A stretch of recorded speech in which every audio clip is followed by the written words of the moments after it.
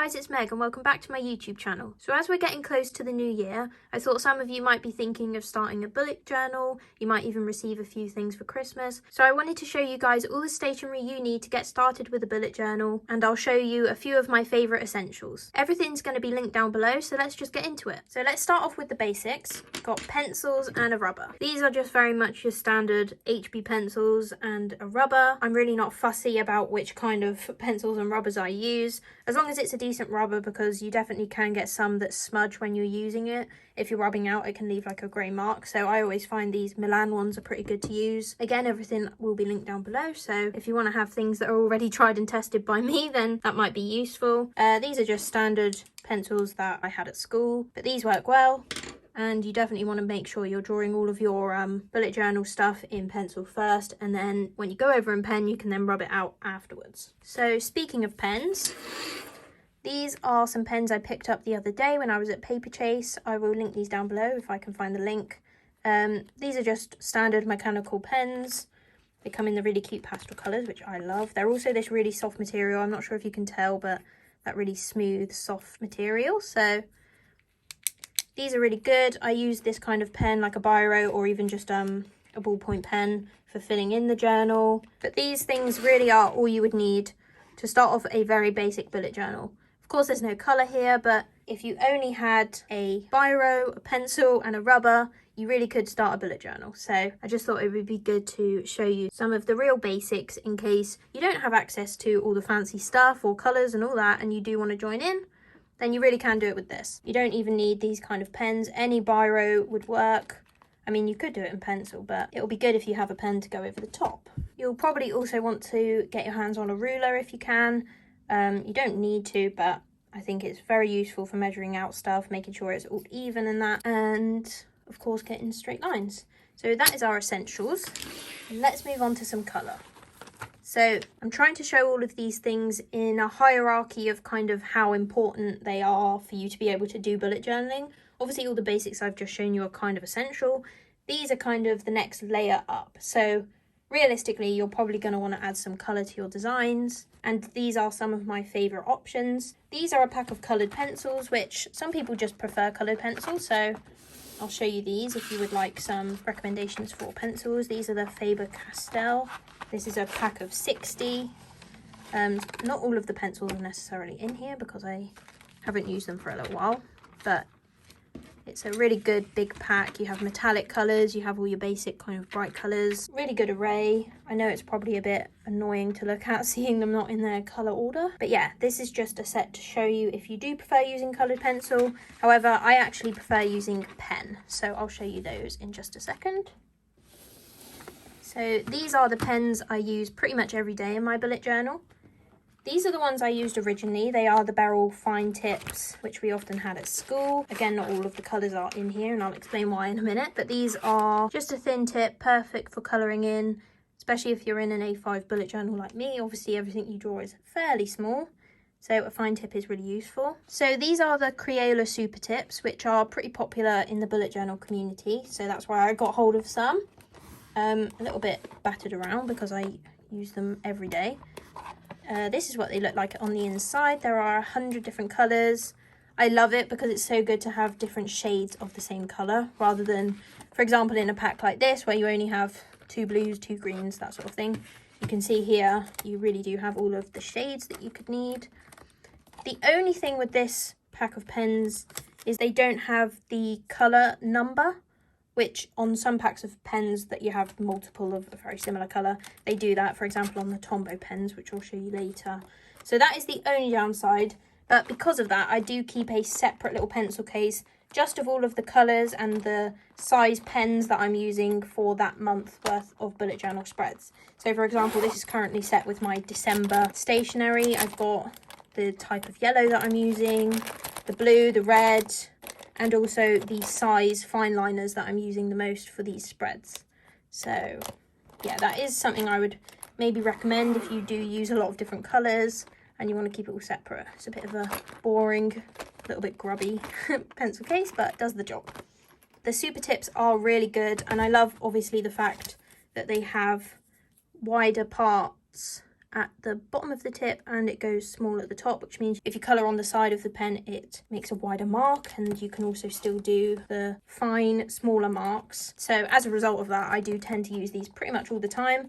I just occasionally will use these if I have something particularly small that I need to colour in.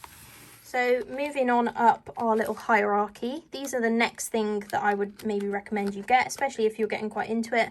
These are a pack of fine liners with different size tips. So if you had just the essential pack of things I suggested at the start of this video and then maybe some colours, that would definitely be fine. You really don't need all of these size pens. However, when you do really get into it, these are very useful. This pack is one that I found on Amazon and it will be linked down below. But it comes with obviously some really small sized pens, goes all the way up to 0.8, and it comes with a brush pen as well. So it's a really good little set.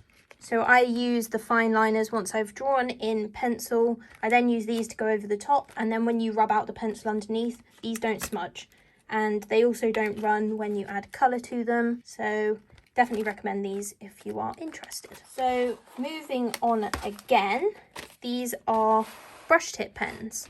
Before I tell you about these, I just want to remind you to like, comment and subscribe, and maybe hit the notification bell if you are enjoying my video, because I have so many ideas coming up for New Year and starting a new bullet journal, and I would love you guys to stick around. So onto the brush pens. These are the classic brush pens that I get asked about all the time. This is a new pack and I've been saving them for this video so you could see the packaging, so it's easier for you to know which ones I use. These are Pentel brush pens, and this pack comes with 3. The middle one is the standard sized pen, but they also have a thicker one and a thinner one. You can kind of see up here, has a little example of the kind of marks you can make with them.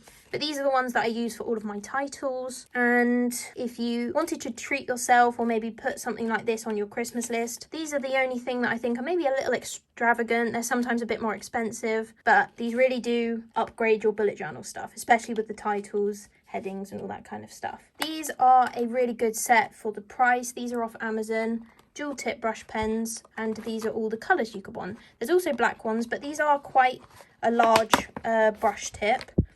So if I show you the tip of one of them, just as an example, it's quite a big tip there that you would be drawing with. And these ones are very inky, so when you draw with them, the brush tip really does press like a brush. So you get really nice big lettering with this one, but if you're wanting to go with the smaller, more calligraphy style, then these are your go-to.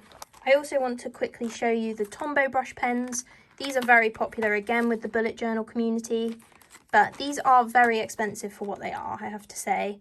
I love these little sets you can get in different colour palettes. I love pastel colours, so that's the set that I have. But for the price, I can't remember what the price is exactly, but this pack is cheaper than this pack, and obviously look at all the colours that you get. So these are better quality. You can tell you pay more for them, but I think if you are not a professional letterer or anything and you're just doing it for fun, then this set should really be enough for you to do what you need to do. And of course, the final thing to be mentioning is the journal itself. This is mine. They're from Yop and Tom, the ones I use, and I do have a link down below that's an affiliate link, which if you would like to use it, you can get 10% off, and I also make a small commission.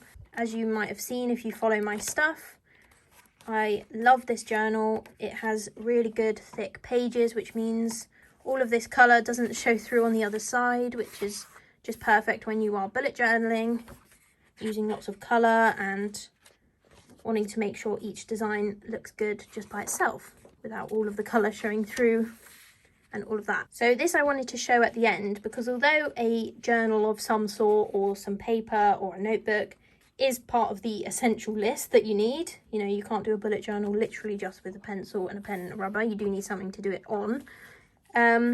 But this is a dot grid journal, which a lot of people think you have to bullet journal. And some people say you can just use a lined paper pad, which you definitely can. However, I think if you are really wanting to commit, then a dot grid journal just makes all of your designs look so much neater, because if you can imagine these were all lines, it would detract from the overall look of the page. So I always say to people, start off with whatever notebook you've got at home, give it a try, maybe do it for a month, and if you enjoy it, then try and get your hands on one of these. There are varying price points of these journals. You can get fairly cheap ones on Amazon. I will link one if I can find one. These are a little bit more expensive. This one is, I think £17.99. So it's definitely not cheap, and you can buy cheaper ones, but I think you can really tell that you are buying the higher quality with these kind of books. So I also have this one here, which is unopened and still in its wrapper, ready for my New Year's journal. I do actually have a few pages left in this one, just at the back here. As you can see, I'm in December at the moment, but I have a few left at the back, which I'm a little bit undecided, but I just think that for the new year, it would be so nice to start a new journal. So I have got one, and this of course shows the branding. It's a dot grid A5 journal, 160 GSM paper, which is what you want for bullet journaling. And one last thing that I think is a bit of an essential for me, you might not feel the same, but these little things. I bought these from Paperchase, and I actually thought that they might just be used for looking aesthetic in my photos for Instagram and stuff, but these are a lifesaver. I use them every single day. These are the little clips that I use to hold down the edges of the paper when I'm drawing. Because the pages are so thick and good quality, you sometimes really need to press it down so that they'll lay flat, and this just means you don't have to worry about the edges coming up or moving whilst you're drawing. So those are also a small essential, which I think people wouldn't necessarily think about, but they definitely make my life easier. And I think that is pretty much it. Everything I've mentioned, I will do my very best to link down below. Some of them will be affiliate links, and that means that I make a small commission off them at no extra cost to you. So if you do choose to shop through those, that would be really amazing, and I'm very appreciative of that. But thanks so much for watching. If you did enjoy, please like, comment and subscribe, hit the notification bell, and I'll see you in the next one.